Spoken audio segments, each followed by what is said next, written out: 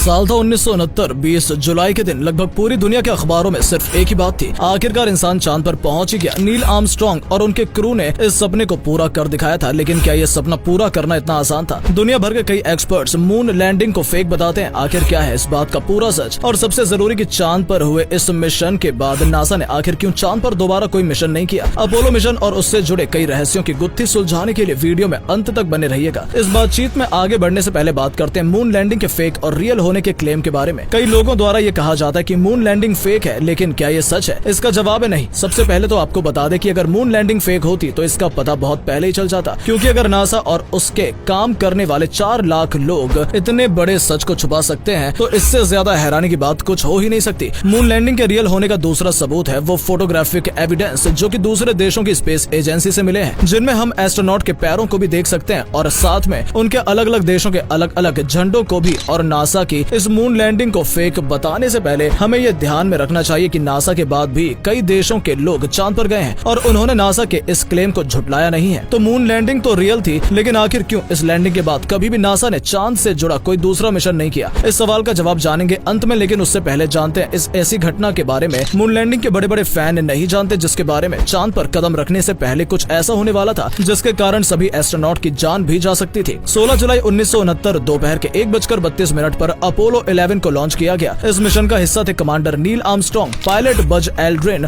और major general Michael कोल्सन, जो कि उस मिशन में टेस्ट पायलट की भूमिका भी निभा रहे थे। मिशन शुरू हुआ और पृथ्वी की कक्षा से निकलते समय तक ये कहा जा सकता था कि सब कुछ सामान्य ही था। ऐसा लग रहा था कि इस मिशन को आसानी से पूरा किया जा सकता है, लेकिन रास्ते में कुछ ऐसी रुकावटें आई जिनसे लगा कि ये मिशन हमेशा के लिए डिरेल हो चुका है। पृथ्वी से निकलने के बाद ये स्पेसक्राफ्ट चांद तक पहुंचा और वहां उसकी कक्षा में एंटर हुआ। इस जगह पर यह उम्मीद की जा सकती थी कि बड़ी ही आसानी से वो चांद पर उतर जाता, लेकिन जैसे स्पेसक्राफ्ट चांद के 7 मिनट 30 सेकंड की दूरी पर पहुंचा, अचानक से डैशबोर्ड में एक एरर कोड शो होने लगा। ये एरर कोड था 1202। वैसे तो जितने भी एरर कोड डैशबोर्ड पर शो होते हैं उनके बारे में एस्ट्रोनॉट को पता होता है, लेकिन यहाँ कमांडर आर्मस्ट्रांग और पायलट एल्ड्रिन इस कोड के बारे में कुछ भी नहीं जानते थे। पृथ्वी से संपर्क करने पर उन्हें निर्देश दिया गया कि वो अपनी लैंडिंग पर ध्यान दें, लेकिन तब ही कमांडर आर्मस्ट्रांग ने डैशबोर्ड पर ऐसा कुछ देखा जो कि उन्हें डरा देने के लिए काफी था। उन्होंने देखा कि डैशबोर्ड पर जो एरर कोड शो हो रहा है वो लैंडिंग के समय को लेकर है। दोस्तों, कोड के बारे में अगर आपको जानकारी ना हो तो बता दें कि जब भी इस तरह का कोई स्पेसक्राफ्ट तैयार किया जाता है तब अलग अलग तरह की गलतियों को दर्शाने के लिए कुछ कोड बनाए जाते हैं जो कि उन गलतियों के हो जाने पर शो हो जाएं और उन्हें ठीक किया जा सके। जैसे कुछ ढूंढ न पाने पर हम एरर 404 का प्रयोग करते हैं। इसी तरह से उस स्पेसक्राफ्ट में भी कई तरह के एरर्स के सेट को यूज किया गया था। ये सभी एरर जब